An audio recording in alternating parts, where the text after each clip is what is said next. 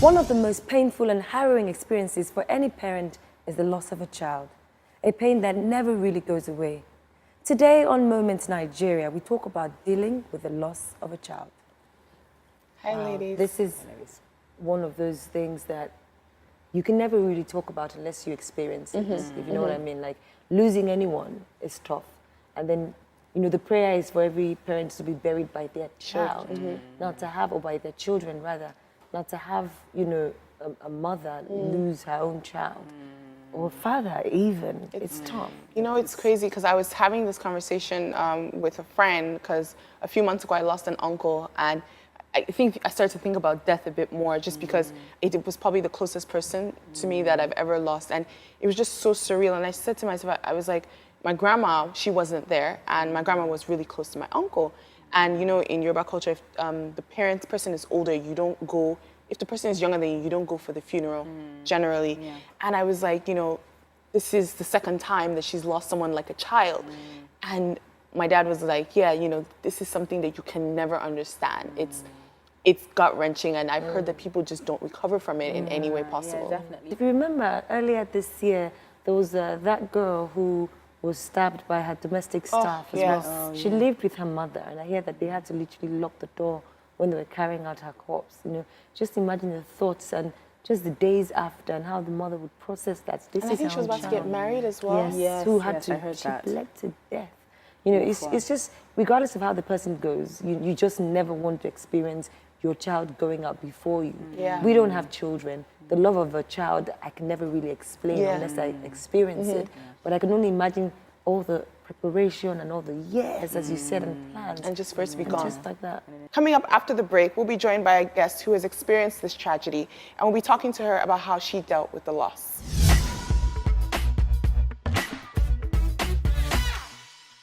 Welcome back to Moments Nigeria. Today on the show, we're talking about dealing with the loss of a child, and our guest is Pastor Modupe Irele, the founder of the Ehibam Griefshare Foundation, and she's here to tell us her story. Welcome to the show, ma'am. Thank you very much for having me. Yes. So, you lost your son. Yes. Can you please just tell us your story?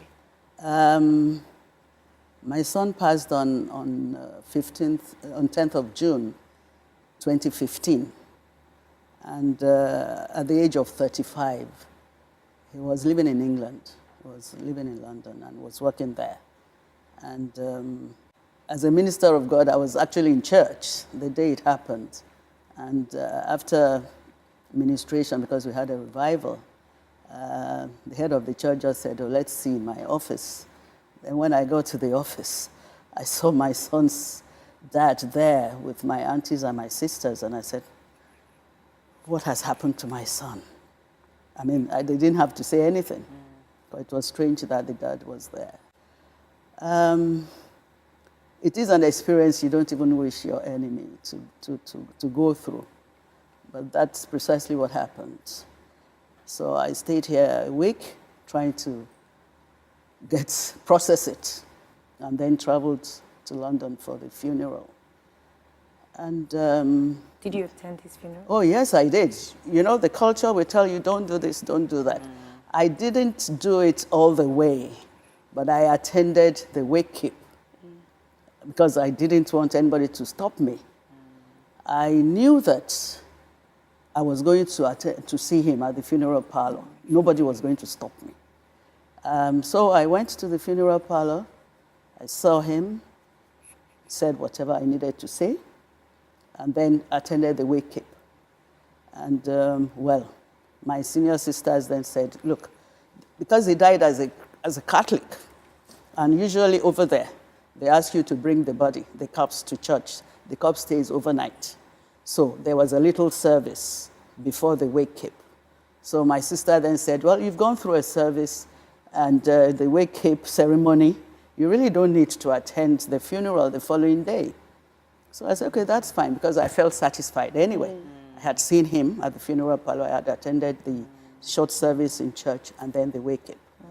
And after that, it's been a harrowing experience. I can imagine. And just to take you back a little bit, because I have suffered loss as a child. And I think the most painful, even if no one can explain that sort of pain, is trying to even remember the last conversation you had with the person. So up until the pastor called you to his office, when was the last time you spoke to him, and was he ill? Was it something that you knew was happening? No, it was something very sudden because usually he calls me. He was my only child. So he would call me in the morning, Mama, how are you? What are you doing today? And all that, you know, because we were not same, so it was a habit. So it was on a Wednesday. We had talked on Tuesday. And then Wednesday, someone had told me, an auntie of his, that, oh, I sent a message to your son. I'm not getting through. And he's somebody who is very prim and proper. You don't phone him during office hours. So instead of calling him, I just sent a text to him that, look, your auntie wants to talk to you, but I will talk to you later. I have revival in church. I will call you in the evening. And that has been my regret, that I didn't call him that morning, but I sent a text, given the culture of, you know, his work ethics. So I sent a text. So, I mean, that is, I said, maybe if I had spoken to him, maybe I would have picked something from his voice. Maybe I would have asked him to go to the doctor. Maybe I would have, you know, all these maybes that you never get an answer to. So I spoken to him the day before. But apparently, the dad spoke to him on that day for several hours that morning. Okay. And he passed on around 4 something. He was going off for a meeting and just collapsed. And that was it. They got him an ambulance, got him to hospital, they revived him, got there, but he gave up. You know, the autopsy said it's due to pulmonary embolism. That's just blood clot, you know. And that's quite fatal because it just cuts you off. Yeah. I was angry at God. Oh, yes, I was angry at God. Because I thought my walk with God was at a point where if anything bad was going to happen to me, He should have showed me. He will not allow it. If He doesn't show me, He will show you, if I'm close to you. And then we are able to pray, because I also believe with prayer everything is possible. So if that had come, we would have prayed it out. If you're just joining us, you're watching Moments Nigeria. Today we're talking about dealing with the loss of a child, and we're with Pastor Modupe Irele, who was just telling us before the break about losing her only child and the process of grief and how she's been able to deal with it. You were talking about questioning God. Did that affect your faith? Did it affect your church going after the incident? When you experience intense grief, there's no way your faith will not be affected. You know, your brain stops working. And in between, I would ask people, please pray for me that I don't lose my faith. Because it's such a thin line. I mean, if I was angry at God and asking, where were you? I gave my all to you. I knew that I moved completely from the world years before and committed myself to the work of God. So I thought He had my back and nothing could happen to my child. I tell people to pray for me because I know that when you go through intense grief, it's a test of your faith.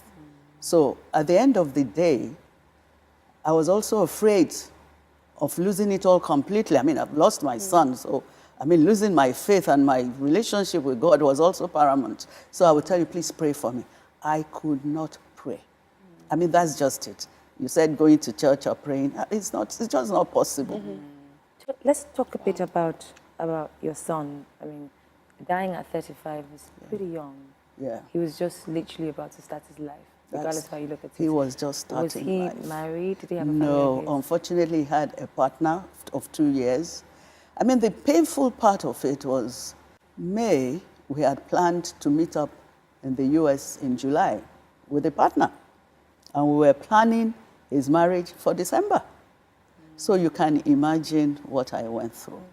And can you just talk to us about who he was? Because I feel like Yes. his memories are probably what comforts you. That's all. That's all that I have. Is beautiful memories really keep me going. My son was such a peace-loving child. He had grown up at 35. He had grown up to be, in fact, I was almost making him my soulmate. And he would tell Mama, Mama, get serious. Though you are not my first wife. You know, that sort of thing, because he had a partner. He was almost telling the partner on and off to when that one says one, they say, a British girl. So, how come you're sounding like my mama? You know, and that one will call me and say, oh, mama, da, da, da. I said, okay, don't worry. He hasn't seen anything yet. When you are in the house proper and you come to Nigeria, you will sound more like me. Anyway, so you can imagine we had all that planned. And being the only child, of course, the pressure on, please settle down. By the time he clocked 30, please settle down, please settle down. So in 2013, I retired from the United Nations. And I think it then dawned on him as well that, okay, so he would joke that now you want to go to another phase of life. So you will spend 5 months here, take the children back with you to Nigeria, spend 5 months and bring them. You know, we used to joke like that, you know. So 2015, we started talking seriously about him settling down. He was, I mean, like I said, he called. The day he didn't call, my day was not made. Even the overwhelming emotions from his friends did not comfort me, but assuaged the pain. You know, when you see people, grown-up British guys come, and they are holding me and calling me mama as well, because he called me mama, and crying, sobbing before the funeral. They would come to the house and hold me. And I mean, I said, I didn't know this aspect of my son.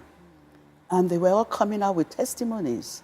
How he helped out in this, how he helped out in that. When they had a problem with their fiancé or wife, how he would come in, he was the counselor. I didn't know that part of him. But was I proud as a mother? Yes. I was quite proud of him. And I think I didn't quite absorb that in a way that I'll be comforted until after the first year, because I still saw this demonstration of love and commitment from all his friends. He was a very keen rugby player. The rugby team were solidly behind the whole funeral arrangement and all that. And then 7 months into his death, they gave me a call. Luckily, I was in London. They were going to now put a chair in his honor, in his memory, at Gladstone Park, Northwest London. I mean, I was humbled. I was really humbled. And I said, well, get serious now. You have a child who really was an angel. And I think it was at that point I started talking to myself, seeing the whole ceremony with a bench at a public park in London. I said, now, sit back and start looking at what God really did with the child he gave you to nurture. And now believe he gave me an angel who touched so many. Till today, I still receive emails. Then I said, God, whatever it is that you're going through, if you are called for his purpose, then seek. So I sought his face. And I said, what would you want me to do with this pain? That was when I got the leading of starting the foundation. I just wanted to know, does the foundation encourage, because you know, people deal with loss differently. Some people hold on to belongings of the lost person. Maybe a cardigan, maybe a picture, maybe a letter they wrote to you. I have something here too. Was that from him? Yeah, R.I.P. Ehi, which we very used for the funeral. And that's a year, 7 months. So I carried, he's here. I carry this. So does the foundation encourage people to keep memories and things like that? Yes. You see, grief is unique to you. The foundation is not going to tell, there's no blueprint for grieving. So the foundation is not setting out to tell you, this is how to do it, this is what you do. No, that is not. The objective of the foundation is to hold your hands and say, we're in this together. I survived, you can. Thank you so much, Ma, for doing this. So before we let you go, we want you to share the telephone number for those who might be strong enough to get out of bed to reach out to you and just want some sort of comfort around them. Thank you very much. No Ehibam Griefshare Foundation has a 24-hour support line, 0817 028 2035. I repeat, 0817 028 2035. Alrighty. Thank you so much for that. This has been very lovely chatting with you.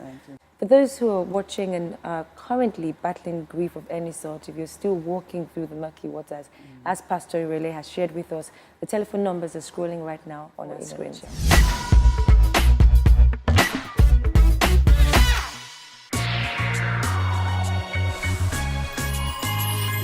EbonyLife.